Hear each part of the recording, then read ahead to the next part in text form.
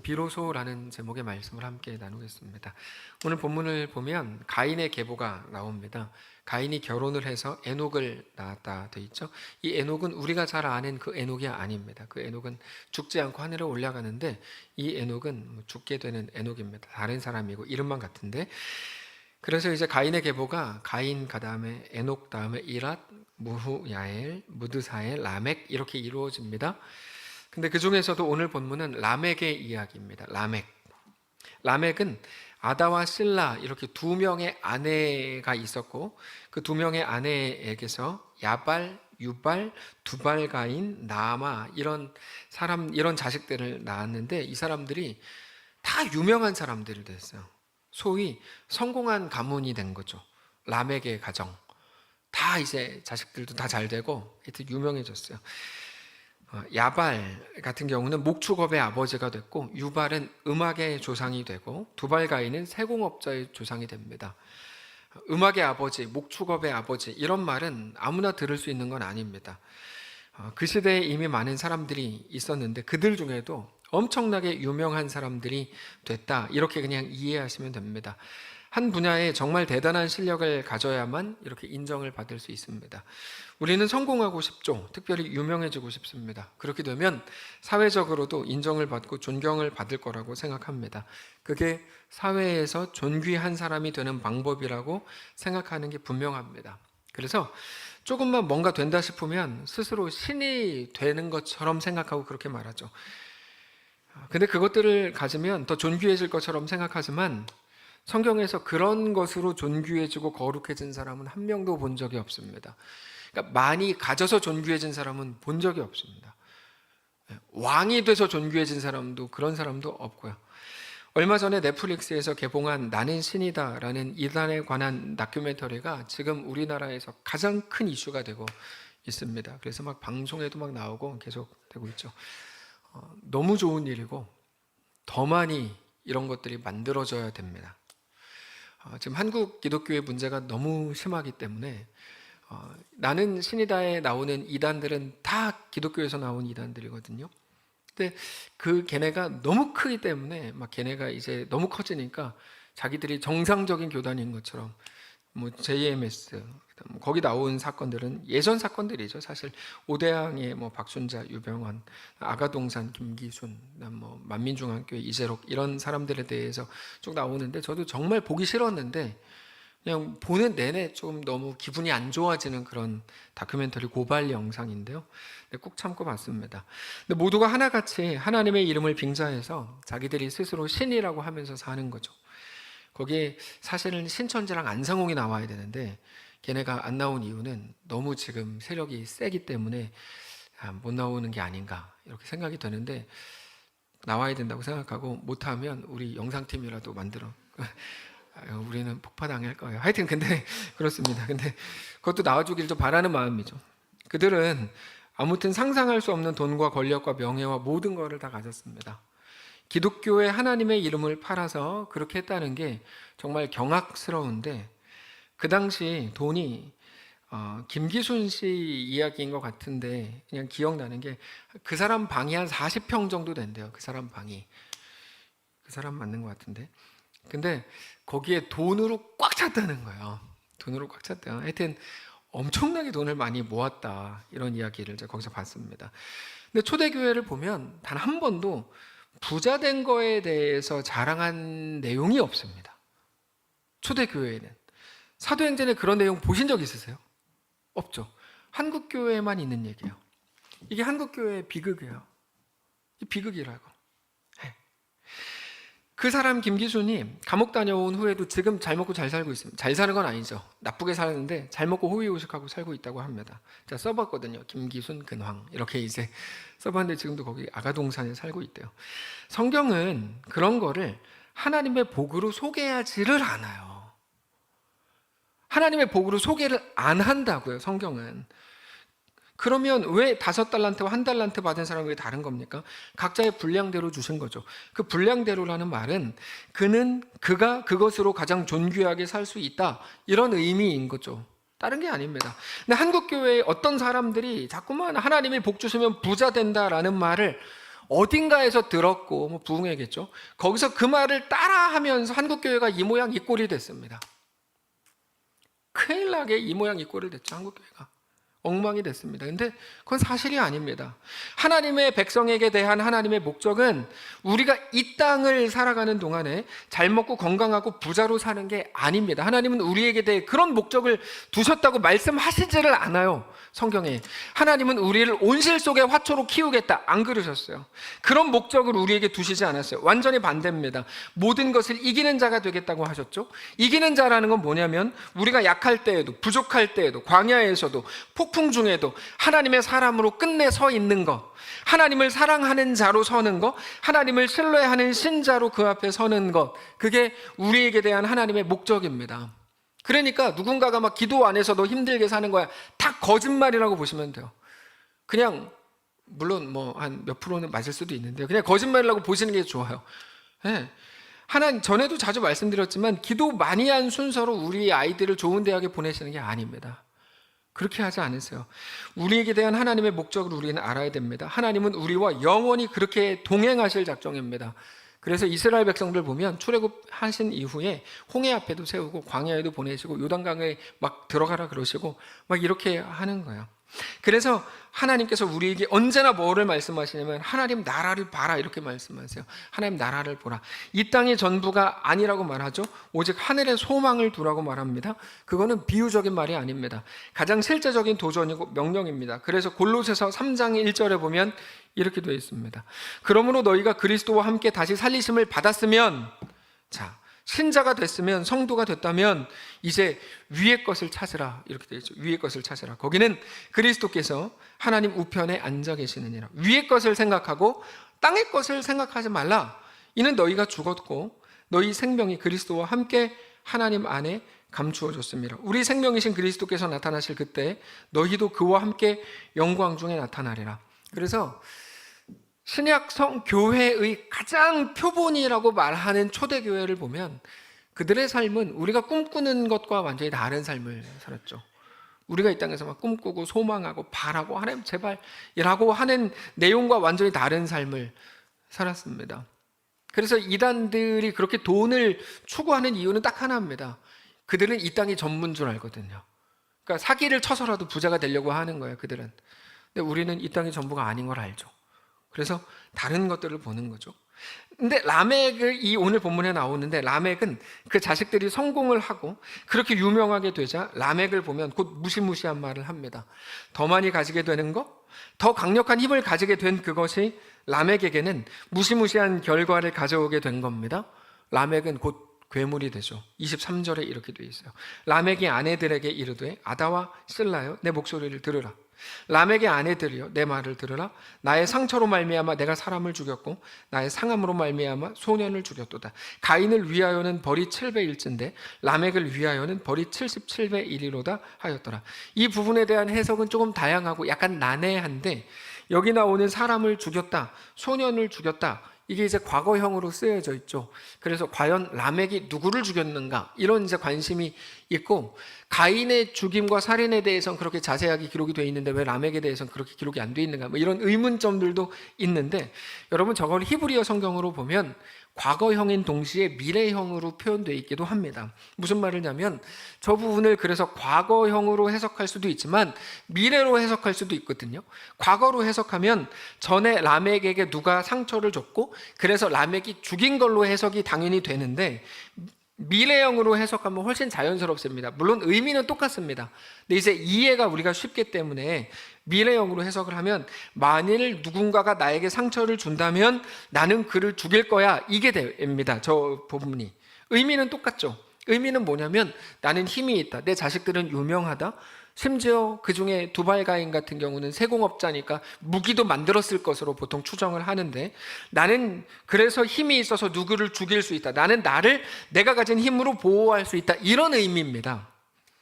이제까지 그렇게 해왔고 앞으로도 그렇게 할 거라는 말이에요. 그래서 과거형이나 미래형이나 사실 비슷한 건데, 누군가가 나를 공격하고 나에게 상처를 주면 내가 그를 반드시 죽일 거고 그럴 힘도 있다, 이렇게 말하는 겁니다. 그가 비록 청년, 소년일지라도 나는 이길 자신이 있고 그렇게 할 거다.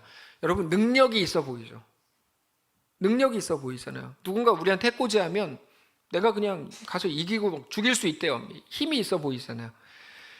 여러분 잘 생각해 보세요. 첫 번째 살인자는 가인이었습니다. 가인은 아벨을 죽였죠. 근데 가인은 곧 사람들이 자기를 죽일까 봐 그게 너무너무 두려웠어요. 하나님한테 그래서 하나님 나 너무 무서워요 이렇게 말합니다. 그때 하나님께서는 가인을 죽이지 못하도록 표를 주시죠. 그게 은혜를 주신 거예요. 근데 라멕은 뭐라고 말하냐면 주님의 은혜 따위는 필요 없어요. 왜냐하면 자기가 힘이 있거든요. 무기도 있고 유명해요. 권력도 있고. 그래서 하나님의 은혜가 필요 없어요. 심지어 하나님이 가인에게 주신 은혜가 7배의 은혜라면 내가 만들어낼 수 있는 힘과 능력과 은혜는 77배라고 말하고 있는 중이죠. 라멕은 자기가 가진 것 때문에 괴물이 됐죠. 라멕의 말을 잘 들어보시면 자기를 공격하거나 상처를 주는 사람은 자기가 직접 죽이겠다는 거야. 하나님의 도우심이 필요 없는 거죠. 자기가 직접 하겠다는 거예요. 가인은 하나님이 은혜를 주신 건데 라멕은 자기가 그 은혜를 만들겠다고 하고 그것도 10배나 더 강한 7배라면 77배니까 10배나 더 강한 은혜를 만들겠답니다. 라멕은 성공한 자기의 자식들이 보호해 줄 거고 자기가 만든 것들이 보호해 줄 거라고 말하죠. 그러고 보면 오늘 본문 앞부분에 나오는 그가 에녹을 낳고 성을 쌓았다는 내용과 일맥상통하죠. 자기가 만든 것들이 자기를 보호해 줄 거다. 자기가 스스로 하나님이 되기로 합니다. 이게 나중에 가보면 창세기 앞부분에 보면 이제 바벨의 정신이 됩니다. 바벨의 정신. 바벨탑 우리 잘 알죠? 내 이름을 내자. 우리 힘으로 흩어짐을 면하자. 이게 바벨의 정신 두 가지인데 그렇게 스스로가 하나님이 되는 겁니다. 근데 사랑하는 성도 여러분, 우리가 말씀 앞에 온전히 서야 합니다. 과연 성경이 뭐라고 말하는지를 봐야 되는데 자기 힘으로 자기에게 해코지하고 자기를 죽이려고 하는 모든 사람들을 죽여서까지라도 방어를 스스로 할 수 있는 것을 능력이라고 말하는지 성경은 아니면 가인처럼 하나님의 은혜가 필요한 사람이 되어야 된다고 우리에게 가르치는지 우리가 잘 생각해야 됩니다. 세상이 그냥 말해주는 게 전부라고 막연히 생각하시면 안 됩니다. 우리가 어떤 존재인지 어디서부터 왔고 어디로 가는지 특별히 우리는 이제 얼마 지나지 않아서 하나님 앞에 곧 가게 될 텐데 그때 하나님 앞에 어떻게 서게 될지를 아는 자로 오늘을 살아가시기를 주님 이름으로 축복합니다. 제가 얼마 전에 어머니한테 여쭤봤어요. 진짜인가요? 뭐가? 그래서 시간이 진짜 화살같이 가나요? 그렇대요. 시간이 화살같이 간대요. 사실 여기 계시는 많은 분들도 똑같은 고백을 하시겠죠. 어제 교회 청소를 하면서 사진이 여러 장 나와가지고 그 사진을 이렇게 쭉 정리했습니다. 교회 사진들, 옛날 사진들 이렇게 쭉 있는 사진이었어요. 그 사진을 보는데 다들 너무 젊으세요. 너무 젊으세요. 그래서 양종희 권사님 마침 계셔가지고 이거 보세요. 이 사진. 춘기 씨. 그래서 이 사진 보니 너무 젊으세요. 근데 지금도 젊으시거든요. 제가 다른 말을 하는 건 아니고 다르게 됐네. 내용이 이상하게 됐는데 하여튼 지금도 젊으시지만 금세 이렇게 되는 거죠. 금세. 근데 우리가 하나님 앞에 이제 어떻게 서게 될지를 아는 자로 오늘을 살아가는 것이 너무 중요하겠죠. 우리는 자주 라멕처럼 자신감 넘치는 사람으로 살고 싶어 합니다. 라멕의 자식들처럼 우리 자식도 유명한 자가 되기를 원합니다. 그러나 그렇게 되면 좋겠죠. 저도 그렇게 되기를 원하는데요. 그러나 그것으로는 어떤 존귀함도 만들어낼 수는 없습니다. 그것과 존귀함은 다른 거기 때문입니다. 돈을 많이 벌어서 좋은 옷을 입고 멋진 가방을 들었다고 해서 그가 존귀한 사람이 된 거는 아닙니다. 근데 여전히 그런 줄 알고 사람들이 무슨 수를 써서라도 사기를 쳐서라도 등을 쳐서라도 돈을 번 후에 그것들로 좋은 것을 꾸미고 점잖게 신분 세탁을 하죠. 아무도 모르는 곳으로 가죠. 그러나 그렇게 한다고 해서 그가 존귀해지지 않습니다. 하나님 앞에 존귀한 사람이 존귀한 거죠. 그는 비록 가난해도 배운 것이 없어도 남들에게 내세울 게 없어도 존귀할 수 있습니다. 영원하신 하나님과 함께 하시기 때문입니다. 지난 수요일에 압살롬의 최후에 대해서 보았습니다. 참 우리 교회는 수요 예배도 있습니다. 어떤 분들이 모르셔가지고 제가 자꾸 주일 11시 예배만 있는 줄 아는 분들이 가끔 계셔가지고 말씀드리는 거. 자, 수요 예배 때 뭘 나눴냐면 압살롬의 최후에 대해서 나누었는데 압살롬은 모든 것을 가진 사람이었어요. 사람들이 잘 따랐고 얼굴이 잘났고 특별히 압살롬의 머리는 아주 길고 영광과 명예의 상징이었습니다. 그런 압살롬이 반역을 일으켰죠.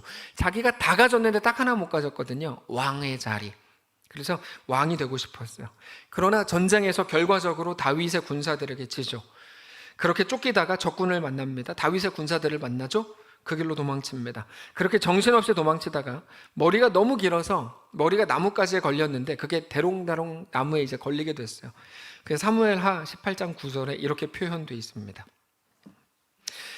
압살롬이 다윗의 부하들과 마주치니라. 압살롬이 노새를 탔는데 그 노새가 큰 상수리 나무 번성한 가지 아래로 지나갈 때 압살롬의 머리가 그 상수리 나무에 걸림에 그가 공중과 그 땅 사이에 달리고 그가 탔던 노새는 아래로 빠져나간지라.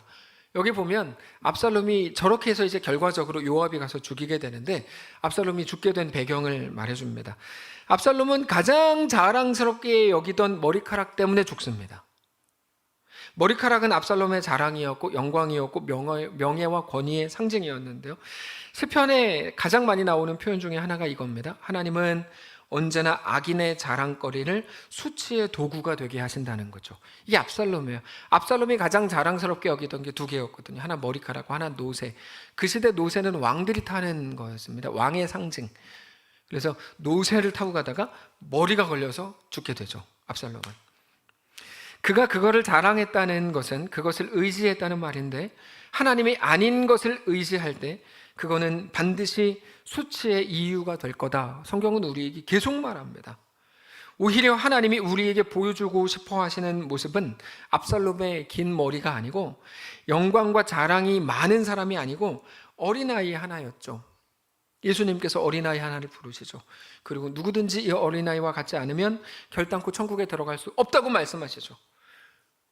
왜 어린아이를 들어서 보여주셨다고 말씀드렸습니까? 어린아이의 순수성 때문이 아니었다고 말씀드렸죠. 어린아이가 뭐 순수하지 않습니다. 걔네가 우리보다 IQ가 낮아서 뭐 속일 때마다 우리한테 걸리는 것 뿐이지 걔네도 여러분 순수하지 않아요. 어린아이도 사람 자식입니다. 예, 저희도 저희 아이들 보니까 역시 얘는 사람 자식이구나 이거를 알게 될 때가 많아요.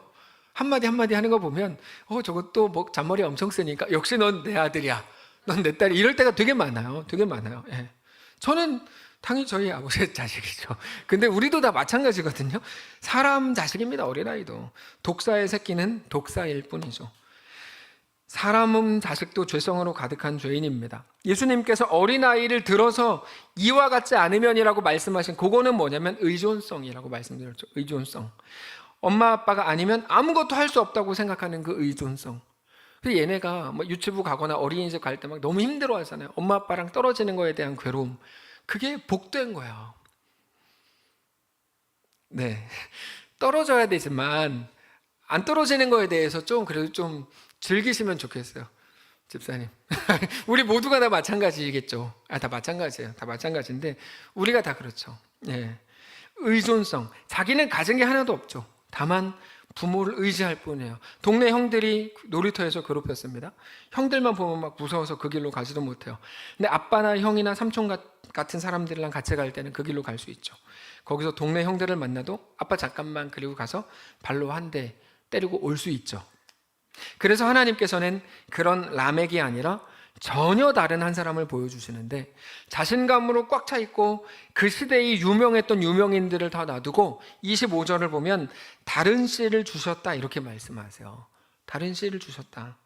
하나님이 부르시고 쓰시는 사람은 세상에서 유명한 자, 유능한 자가 아닙니다. 하나님만 나의 유일한 소망이라고 정직하게 고백하는 사람이 바로 하나님이 쓰시고 부르시는 사람입니다. 우리는 의인에 대해서 자주 오해합니다. 의인, 자기 의지로 옳음을 선택하는 사람이 늘 옳게 하는 멋있는 사람이 의인인 줄 알아요. 세상은 그렇게 말하죠. 성경은 그렇게 말하지 않습니다. 하나님이 의인이라고 하실 때 그거를 칭의라고 하거든요. 신학적 용어로 칭의, 의롭다고 칭해 주는 건데 그가 옳아서 그리고 의지가 강해서 그가 참고 견디는 게 아닙니다. 대개의 경우에 그는 대항할 힘이 없고 능력이 없어서 할 수 있는 게 아무것도 없어서 참을 수밖에 없는 거야. 어쩔 수 없이 참는 거야. 그는 그렇기 때문에 그는 오직 하나님밖에 소망이 없다는 것을 알 수밖에 없는 거죠. 가진 게 없거든요. 힘이 없거든요. 그게 성경적인 의인의 개념입니다. 그래서 마태복음 5장에서 예수님께서 가난한 자는 복이 있나니 천국이 저희의 것이며 이렇게 말씀하시죠. 마태복음에는 뭐 심령이 가난한 자 이렇게 되어 있는데 누가복음에 가면 더 정확하게 표현되어 있어요. 그냥 가난한 자 이렇게 나와요. 겸손이 그렇습니다. 내가 뭐를 하겠습니까? 이건 겸손이 아니에요. 저보다 더 유능한 사람을 시키세요. 이건 겸손이 아니에요. 겸손을 떤다 이렇게 하는 거지 그건 겸손이 아니에요. 성경적인 겸손은 뭐냐면 정말로 아는 거예요. 뭐를 아냐면 자기가 해볼 수 있는 모든 걸 다 해본 거거든요. 근데 그때 내가 모든 걸 좋은 걸 가지고 다 했었는데 그걸로 가장 끔찍한 것만 만들어졌었지 이거를 아는 겁니다. 그게 겸손입니다. 그래서 정말로 나이 드신 분들 제가 진심으로 존경한다고 지난번 재정부 모임 때도 한번 말씀을 드렸는데 정말 존경하는 게 어깨에 힘이 다 빠진 분들을 보면 저 정말 존경스러워요. 뭐 이렇게 막 쓱 나가지고 모든 걸 다 할 수 있다고 하는 분들 사실 그렇게 존경스럽지 않고 다 힘이 다 빠졌어요. 머리가 하얗고 그리고 목소리도 좀 힘이 빠지고 목소리가 멋이 없어야 돼. 존경스러우려면 목사님 이러면 그 포스 네, 딱 여기 성경 끼고 목사님 이러면 멋있다가 없죠. 아직 힘이 들어가서 멋부리는구나 생각이 되고 힘이 싹 빠진 분들 보면 너무 멋있어요. 그리고도 제가 염색을 하는 거에 대해서는 정말 죄송하게 생각합니다. 근데 힘이 딱 빠진 분들 멋있습니다. 그게 겸손이죠. 그래서 겸손은 젊었을 때 다 해봤는데 정말 할 수 있는 게 아무것도 없구나 오직 예수밖에 소망이 없구나를 아는 분들의 그 고백 너무 멋있습니다. 그래서 아벨이 의인입니다. 자, 갑자기 아벨이 왜 나오냐면 아벨은 가인에게 맞아 죽었죠. 가인이 더 멋있고 더 힘이 세서 가인이 아벨을 죽였습니다. 가인이 더 오래 살았고 가인이 더 유명했는데 아벨이 의인입니다. 왜요? 아벨은 그냥 맞아 죽었을 뿐입니다. 그는 가진 게 없었습니다. 하나님을 의지하고 붙들 수밖에 없는 거죠. 예수님이 이렇게 말씀하시죠. 애통하는 자는 복이 있나니 그들이 위로를 얻을 것이며. 이게 하나님의 말씀이에요. 하나님은 그렇게 둘째 아들마저도 의인으로 받으시죠. 그는 처음에 모든 것을 다 할 수 있을 것처럼 건강과 젊음과 돈을 가지고 나가가지고 쌩쌩했죠. 곧 가진 게 하나도 없고 누구도 자기를 상종조차 하지 않는 자리까지 갑니다. 근데 그래서 그 모든 환경과 상황이 그렇게 움직이고 그렇게 일을 해서 이 아이가 결국 무엇을 깨닫습니까? 비로소 아버지의 집을 떠올리죠. 아버지의 집은 그렇게 풍족한데 나는 여기서 줄여 죽는구나 라고 생각합니다. 아버지의 집으로 돌아갈 생각을 하죠. 그렇게 이 아이는 의인이 됩니다. 하나님이 아이를 의롭게 하시는 거죠. 그래서 람에게 이 마음이 너무 위험한 겁니다. 람에게 말할 만한 자신감은 람에게 말했던 자신감은 모두 자기 자신에게 근거한 겁니다. 우리 자식이 어떻고 내가 어떻고 힘이 어떻고. 그러나 람에게 인용했던 가인에게 주어진 은혜는 가인이 만든 게 아니었습니다. 오직 하나님이 가인에게 주신 거였죠. 가인은 울기만 했죠. 항상 울기만 했지 가인이. 그때 하나님께서 은혜를 주시죠. 그러나 라멕은 그 은혜를 자기가 직접 만들기로 하죠. 77배나. 하나님은 전혀 새로운 가문을 만드십니다. 가인이 죽였던 아벨 이후에 다시 셋이라는 아들을 낳았는데 그 셋을 통해서 하나님께서는 하나님 나라의 구원의 역사를 이루어 가셔서 의의 계보를 잇게 하시죠. 25절입니다. 아담이 자기 아내와 다시 동침하매 그가 아들을 낳아 그의 이름을 셋이라 하였으니 이는 하나님이 나에게 가인이 죽인 아벨 대신 다른 씨를 주셨다 함이며. 다른 씨가 아니잖아요. 가인의 누구예요? 똑같이 아담의 자식이잖아요. 다른 씨라고 표현해요. 셋도 아들을 낳고 그의 이름을 에노스라 하였으며 그때 사람들이 비로소 여호와의 이름을 불렀더라. 그때 사람들이 비로소 여호와의 이름을 불렀다고 되어 있는데 이 말은 비로소 하나님을 예배하기 시작했다는 말입니다. 여호와라는 이름을 그때부터 썼다는 말이 아니고 하나님께서 사람들이 그때부터 하나님을 예배하기 시작했다는 말입니다. 자, 요거는 어렵지만 조금 짧게 설명을 드리면 왜 여호와라는 이름을 쓴 게 아니냐. 그때부터 여호와라는 거는 원래 하나님의 이름이 아닙니다. 전에도 한번 소개를 했는데요. 하나님의 이름을 아는 사람은 한 명도 없습니다. 하나님이 하나님의 이름을 망령되이 부르지 말라고 했기 때문에 하나님의 이름을 쓰지도 않았고 부를 수가 없어서 하나님의 이름을 지금 세상에 아는 사람이 한 명도 없어요. 여호와는 하나님의 이름이 아닙니다. 이건 신학을 배운 분들만 아시는 건데 여기다가 이렇게 문자 조합해서 만든 이름이지 하나님의 이름이 아닙니다. 하나님은 그냥 우리는 하나님이시고 그 앞에 가면 하나님의 이름을 알게 될 겁니다. 그래서 4장 26절은 비로소 그때부터 그들이 여호와라는 이름을 불렀다 이 말이 아닌 거고 하나님을 예배하기 시작했다는 말입니다.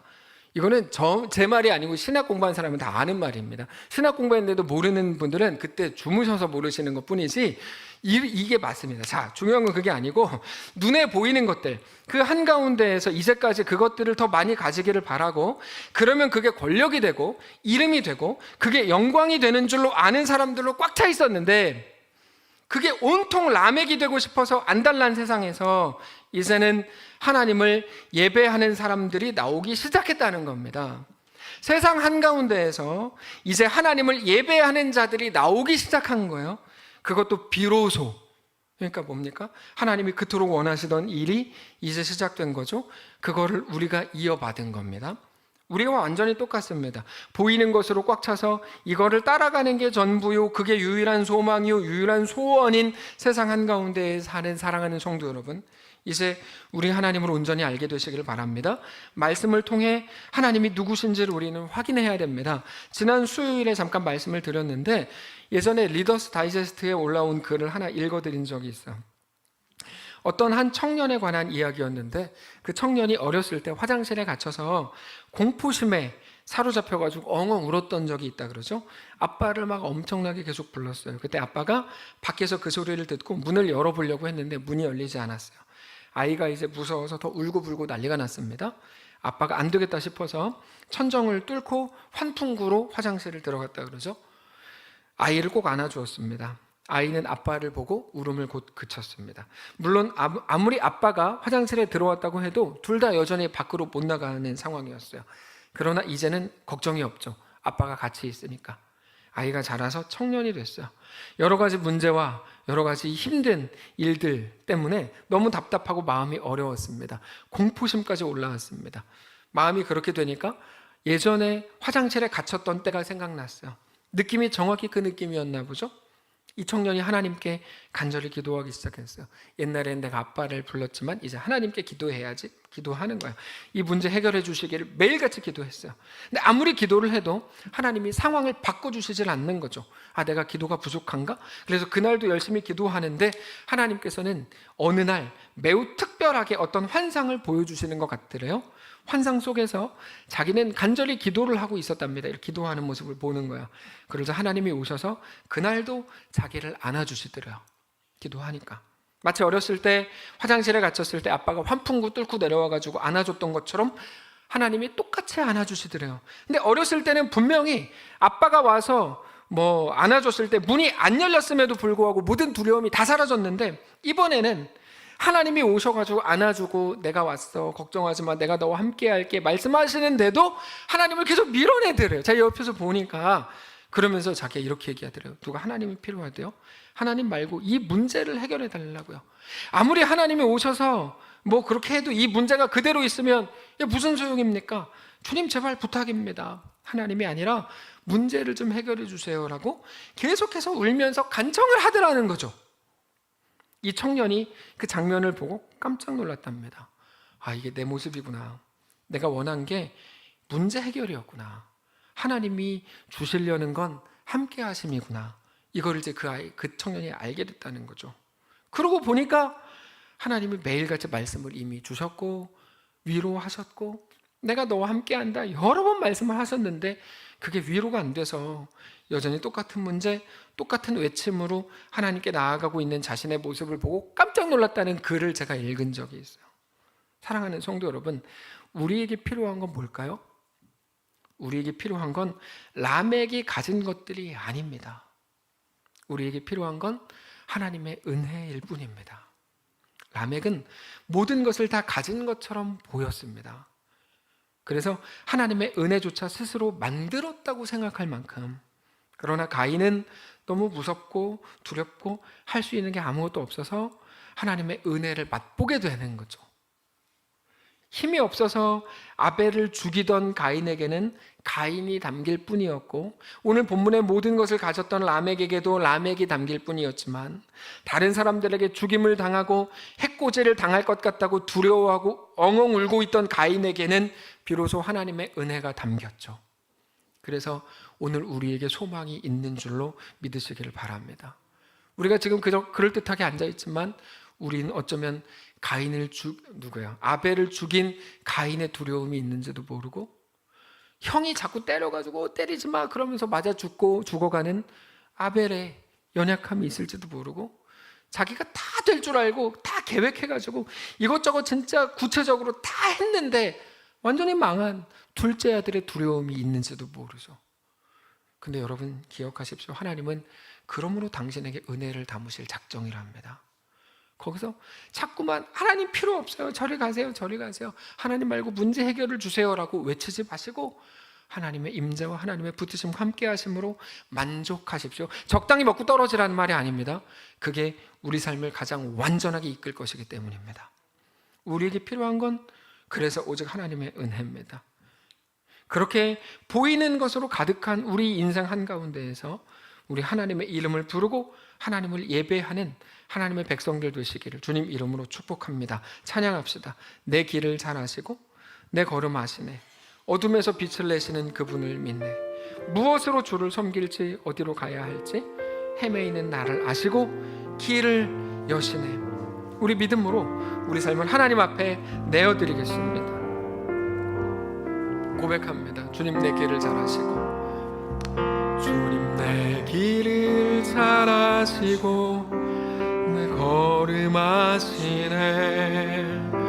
어둠에서 빛을 내시는 그분을 믿네. 아멘. 무엇으로 주를 섬길지 어디로 가야 할지 헤매이는 나를 아시고 길을 여시네. 내 삶은 주의 것, 내 삶은 주의 것, 내 삶은 주의 것. 온전한 신뢰를 주께 드리네. 보이지 않아도 믿음으로 걷네. 주 영광 바라보며 주만. 가사가 너무 귀하네요. 처음부터 다시 한번 고백합시다. 주님 내 길을 잘 아시고, 주님 내 길을 잘 아시고 내 걸음 아시네. 어둠에서 빛을 내시는 그분을 믿네. 무엇으로 주를 섬길지 어디로 가야 할지 헤매이는 나를 아시고 길을 여시네. 내 삶은 주의 것, 내 삶은 주의 것, 내 삶은 주의 것. 온전한 신뢰를 주께 드리네. 보이지 않아도 믿음으로 걷네. 주 영광 바라보며. 우리 다시 눈 감고 고백합시다. 내 삶은 주의 것, 내 삶은 주의 것, 내 삶은 주의 것, 내 삶은 주의 것. 온전한 신뢰를 주께 드리네. 주께 드리네. 보이지 않아도 믿음으로 걷네. 믿음으로 걷네. 주 영광 바라보며 주만 따르네. 우리 마지막으로 다시 한번 고백합시다. 내 삶은 주의 것, 내 삶은 주의 것, 내 삶은 주의 것, 내 삶은 주의 것. 온전한 신뢰를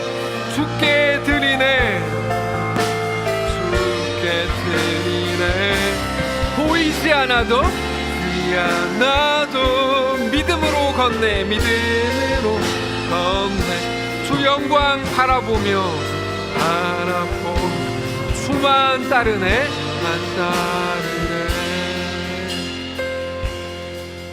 하나님, 우리가 라멕이 되기를 꿈꾸고 그렇게 10시간 동안 기도했는지도 모릅니다. 하나님, 이것 이렇게 되게 해주시고 저것 저렇게 갖게 해주시고 결국 내가 바벨탑을 쌓으려고 했던 게 아닌가? 우리는 어느 순간 자주 깨닫습니다. 하나님, 우리에게 필요한 건 그런 거 아니고 하나님의 은혜의 한자락임을 다시 한번 고백합니다. 하나님, 주의 은혜가 필요합니다. 가인에게 표를 주신 하나님, 그 둘째 아들을 비로소 아버지의 집을 떠올리게 하신 하나님, 우리가 무너진 그 자리에서 하나님의 은혜로 우리에게 부어주옵소서. 하나님, 우리 인생도 다윗처럼 우리가 담기지 않게 하시고 하나님이 담기게 되는 놀랍고 복된 인생으로 다 삼아 주옵소서. 이 땅에서 잠깐 호흡한 이후에 영원히 하나님과 함께 살게 될 텐데 그때 더 존귀하고 멋있고 영광스럽고 훌륭한 주의 백성들로 다 자라날 수 있도록 축복하시옵소서. 다만 우리의 모든 연약함들을 불쌍히 여겨주시고 우리에게 속한 우리 자녀들, 부모의 실력을 넘어선 모든 붙듦과 보호하심을 하나님 허락해 주시고 하나님 사랑하는 아이들에게 하나님 놀라운 은혜를 부으셔서 우리가 만들 수 없는 오직 하나님의 은혜로만 설명되고 해석될 역사들이 많아지게 하시고 그렇게 우리 주님과 믿음으로 동행하는 사랑하는 모든 성도들과 자녀들과 가정들 되도록 축복하시옵소서. 감사드리며 살아계신 우리 주 예수님의 이름으로 기도합니다. 아멘. 이제는 우리 구주 예수 그리스도의 은혜와 하나님 아버지의 다함없는 사랑과 성령의 교통인도 역사 위로 함께 하심의 은사가 이 시간 주를 바라보며 예수 안에 허락된 그 길을 신자로 서 있고 주님과 함께 믿음으로 동행하기를 소원하는 사랑하는 모든 성도들 머리머리 위에, 그들의 가정 위에, 자녀들 위에, 그들의 직장과 사업장 위에, 사랑하는 이 교회 위에 이제로부터 영원까지 함께 계실지어다. 아멘.